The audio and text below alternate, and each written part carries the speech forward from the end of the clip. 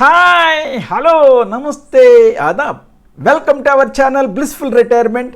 నేను మీ సాయిబాబ్జీని. Wow, what a beautiful building it is. ఎంత చూడముచ్చటగా ఉంది ఈ బిల్డింగ్ ఎలివేషను. సూపర్ కదా.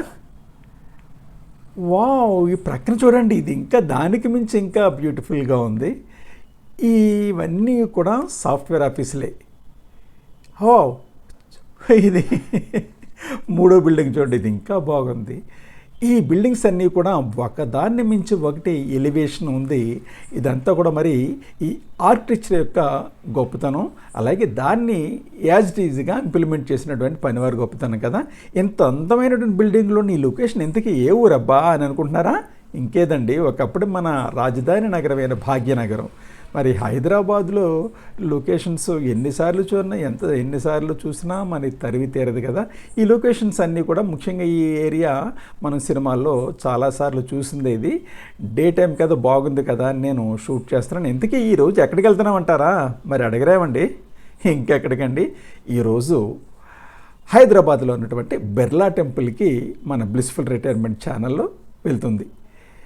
నేను హైదరాబాద్లోని గచ్చిబౌలిలో మా పెద్ద అబ్బాయి గారి ఇంటి దగ్గర నుంచి బయలుదేరాను అనమాట. అక్కడి నుంచి బిర్లా టెంపుల్ చేరుకోవడానికి 2-3 మారవలసి ఉంటుంది. అందువల్ల ముందుగా ర్యాపిడో బైక్ ఎక్కి మరి నేను ఈ మాదాపూర్ మీదుగా వెళ్తున్నాను అనమాట. ఎక్కడికంటే రాయదుర్గ్ మెట్రో స్టేషన్కి వెళ్తున్నాను. అక్కడి నుంచే మెట్రో క్యాచ్ చేయాలన్నమాట. ఇదిగో ఈలోగా చూడండి ట్రాఫిక్, ఇవన్నీ బైక్స్ చూడండి కార్లకి ఎలా గడిపెట్టేసారు. నిజంగా ఒక్కోసారి హైదరాబాద్లో ట్రాఫిక్ చాలా తలకానొప్పి వచ్చేస్తుందండి. అది ఈ కార్ డ్రైవ్ చేస్తున్న ఉంటే కనుక మనం కార్ అప్పుడు కూడా యాక్సిలేటర్ మీద క్లచ్ మీద అలా ఉంచి డ్రైవ్ చేయాల్సి వస్తుంది. ఎంత హెడేక్ నిజంగా. ముఖ్యంగా ఆఫీస్ ఓపెనింగ్స్ టైంలోనూ క్లోజింగ్ టైంలో ఈ 2 సమయాల్లో కూడా చాలా విపరీతంగా ఉంటుంది. అయితే బెంగళూరు కంటే నయము. బెంగళూరులో అయితే ఇంకా టూ మచ్ అనుకోండి, అది మనందరికీ తెలిసిందే. ఇక్కడ కొంత పర్వాలేదు, త్వరలోనే మూవ్ అయిపోద్ది అనమాట.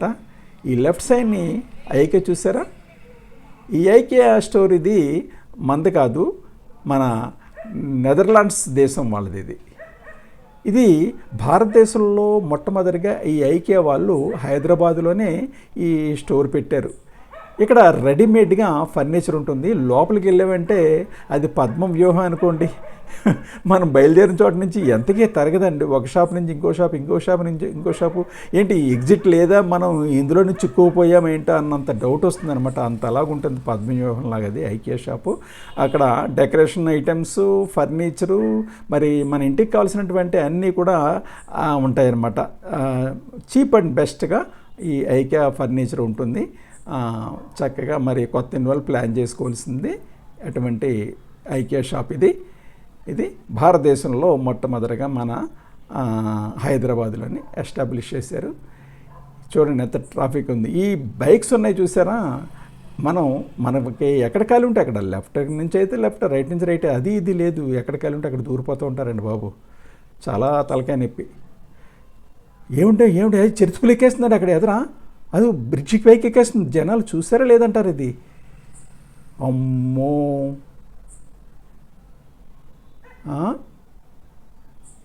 ఎక్కువ చూస్తుందండి. అబ్బో, నిజమైన చిరుతపులని భయపడ్డారా? అది ఐరన్తో తయారు చేసిందండి. నేను కంగారు పడ్డాను సుమా. చాలా చక్కని సృజనాత్మకత. హైదరాబాదు కార్పొరేషన్ వాళ్ళు మరి వేస్ట్ మెటీరియల్ తోటి ఇటువంటి కార్వింగ్స్ చాలా చోట్ల చాలా చేశారు. అందులో ఇది ఒకటి అనమాట, చిరుతపులి బ్రిడ్జ్ మీదకి ఎక్కేస్తున్నట్టుగా. Very good. మరి ఇటువంటి వింతలు ఎన్నో మరి ఉంటాయి హైదరాబాద్లో. మొత్తానికి ట్రాఫిక్ బయటపడ్డానండి. ఇక్కడ కాస్త రోడ్డు ఫ్రీగా ఉంది, ఊపిరి పీల్చుకున్నా. అమ్మయ్యా. నేను ఈ ర్యాపిడో బైక్ వెనకాల కూర్చుని ఇవన్నీ కవర్ చేస్తున్నాను అనమాట. మన మిత్రుల కోసం, మన ఛానల్ ప్రేక్షకుల కోసం చూపిద్దామని.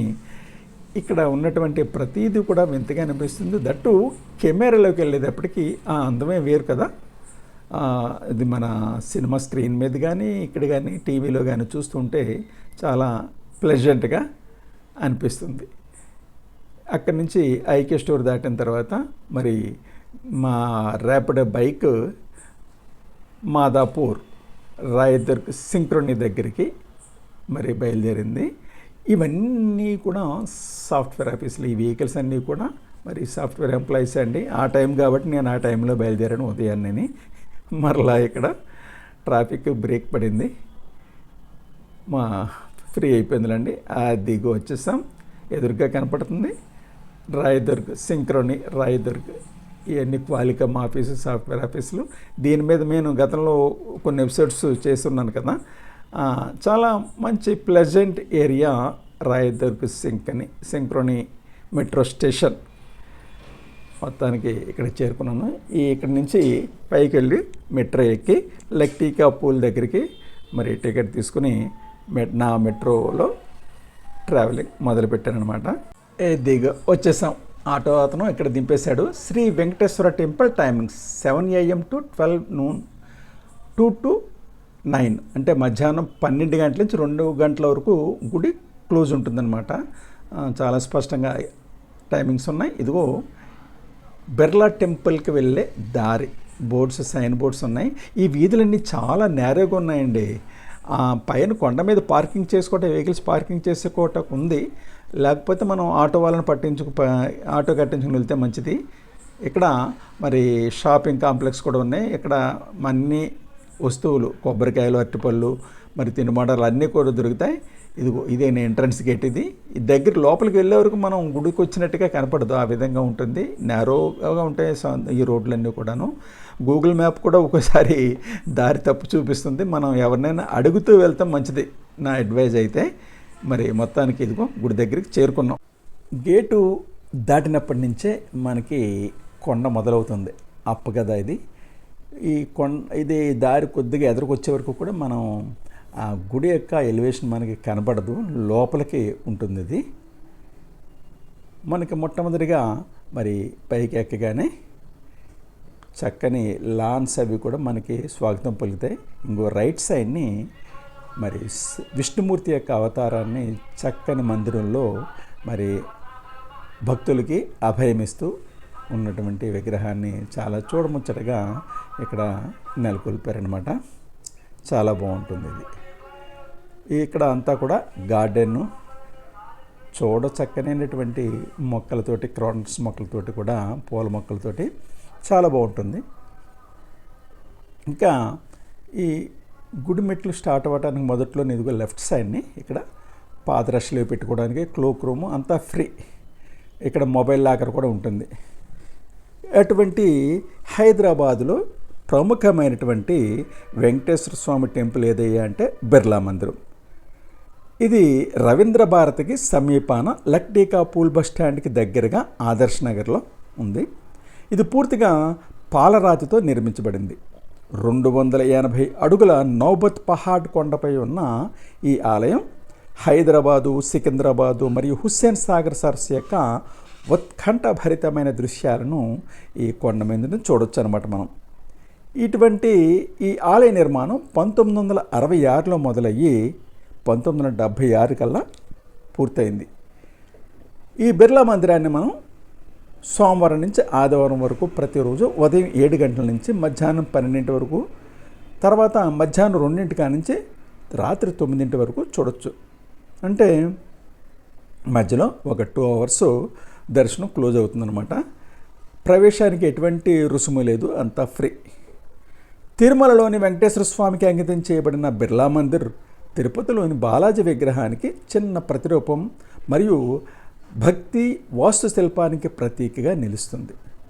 1976లో రామకృష్ణ ఆశ్రమానికి చెందిన స్వామి రంగనాథానంద మార్గదర్శకత్వంలో మరియు బిర్లా ఫౌండేషన్ నిధులతో నిర్మించబడిన ఈ ఆలయం ధ్యానం, ప్రార్థన మరియు శాంతియుత ప్రతిబింబాలకు స్వర్గధామం. ఇది యాత్రికులను మాత్రమే కాకుండా సుందరమైన అందంలో మునిగిపోవటానికి ఆసక్తిని కలిగి ఉన్న పర్యాటకులను కూడా బాగా ఆకర్షిస్తుంది. రాజస్థాన్ నుండి సేకరించిన సుమారు 2000 టన్నుల సహజమైన తెల్లని పాలరాయిని ఉపయోగించి నిర్మించబడింది ఈ ఆలయం.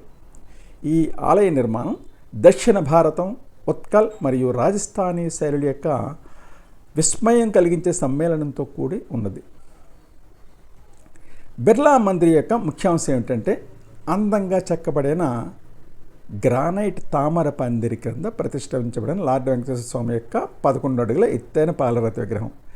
ఇది వికలాంగుల కోసం, వృద్ధుల కోసం లిఫ్ట్ అనమాట. ఇంచేతంటే మెట్లు నిటారుగా ఉంటాయి, ఎక్కలేని వాళ్ళు 80% ఎక్కలేరు, వారి కోసం మాత్రమే లిఫ్టు. ఈ ఆలయంలో క్లిష్టమైన శిల్పాలు, హిందూ గ్రంథాల దృశ్యాలను వర్ణించే శిల్పాలు మరియు శివుడు, లక్ష్మి మరియు సరస్వతితో సహా ఇతర దేవతలకు అంకితం చేయబడిన ఆలయాలు కూడా ఉన్నాయి. దేవాలయం యొక్క ప్రశాంత వాతావరణం మరియు అద్భుతమైన వాస్తుశిల్పం హైదరాబాద్లో ఆధ్యాత్మిక సాంత్వన మరియు నిర్మాణ అద్భుతాలను కోరుకునేవారు తప్పక సందర్శించవలసిన ప్రదేశం. ఈ ఆవరణలో ఫోటోగ్రఫీ ఖచ్చితంగా అనువదించబడదు. వీడియో కానీ ఫోటో కానీ తీయటం లేదు. ఆలయాన్ని సందర్శించే వ్యక్తులు మరి కింద లాకర్లో అక్కడ పెట్టుకోవచ్చు. ఇక్కడ మెట్లు కొండ కాబట్టి చాలా నిటారుగా ఉంటుంది. ముందు మాత్రం అందుకు సిద్ధపడి వెళ్ళవలసి ఉంటుందన్నమాట. ఇక్కడ ప్రధాన గోపురం మరియు మందిరం లేదా జగదానంద విమానం కూడా ద్రవిడ శైలిలో స్పష్టంగా ప్రతిబింబించే విధంగా ఉంది. ఈ ఏరియల్ వ్యూలో మనం ఈ గుడిని చూసినట్లయితే ఈ విధంగా ఎంతో చూడముచ్చటగా ఉంటుంది. మనం చాలా సినిమాల్లో ఈ వ్యూని మనం దూరం నుంచే చూడొచ్చు అనమాట. ఇది కొండ కాబట్టి ఏరియల్ వ్యూ పక్కన ఉన్నటువంటి దాన్ని చూడవచ్చు. దూరంగా సెక్రటేరియట్, తెలంగాణ సెక్రటేరియట్, వెనకాల హుస్సేన్ సాగర్. ఇది హుస్సేన్ సాగర్. ఈ కొండ మించి గుడి దగ్గర నుంచి మనం చుట్టూ చూసినట్లయితే ఈ దృశ్యాలు ఆ విధంగా కనపడతాయి. ఫ్రంట్ ఎలివేషను మరి ఈ విధంగా గుడి ఉంటుంది. ఇది ప్రధాన గర్భగుడికి వెళ్ళేటటువంటి దారి అన్నమాట. ఇక్కడ 11 అడుగుల వెంకటేశ్వర స్వామి విగ్రహం మరి చక్కని భక్తులుగా ఆపన్నహస్తిస్తూ ఉంటారు. ఇది గుడి వెనకాల భాగం ఇదనమాట. ఇది పెద్ద కొండ అని చెప్పాం కదా, దూరం నుంచి ఆ విధంగా కనపడుతుంది.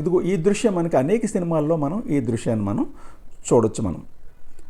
మరి ఈ విధంగా ఇది దక్షిణ భారత టవర్ నిర్మాణ శైలిని కూడా కొన్ని టవర్లు కలిగి ఉన్నాయి. గర్భగుడి మాత్రం ప్రత్యేకమైన ఒరియా శైలిలో రూపొందించబడిందనమాట. విభిన్నమైనటువంటి వైవిధ్యమైన శైలుల కలయికతో పాటు గోడలపై చెక్కబడిన మహాభారతం మరియు రామాయణంలోని సన్నివేశాల చిత్రణ సందర్శకులను దేవతల కాలానికి వారిని పూర్తిగా ఆకర్షించేలా మంత్రముగ్ధమైన వాతావరణాన్ని సృష్టించేందుకు సమ్మిళితం చేసింది ఇక్కడ ఉన్నటువంటి ఈ వాతావరణం. చాలా చక్కనటువంటి ప్రదేశం ఇది. లెఫ్ట్ సైడ్ నుంచి పైకి వెళ్ళేటటువంటి దారి, రైట్ సైడ్ నుంచి కిందకి దిగేటటువంటి దారి అన్నమాట. ఈ విధంగా మరి ఈ యొక్క వీడియో మీకు నచ్చినట్లయితే లైక్ చేయండి, షేర్ చేయండి, తప్పకుండా సబ్స్క్రైబ్ చేయండి. మరొక కొత్త వీడియోతో త్వరలోనే కలుస్తాం. Thanks for watching our channel. మరి వీడియో చూసిన తర్వాత తప్పకుండా మీరు ఆ వీడియోని లైక్ చేయండి, షేర్ చేయండి. ఇంకా సబ్స్క్రైబ్ చేయకపోతే వెంటనే సబ్స్క్రైబ్ చేయండి. మీకు తెలియనటువంటి కొత్త విషయాలు తెలుసుకోవాలని ఉందా? కొత్త ప్రదేశాలు చూడాలని ఉందా? అయితే వెంటనే బ్లిస్ఫుల్ రిటైర్మెంట్ ఛానల్ సబ్స్క్రైబ్ చేసుకుని మన ఛానల్ అభివృద్ధికి తోడ్పడవలసిందిగా కోరుతున్నా.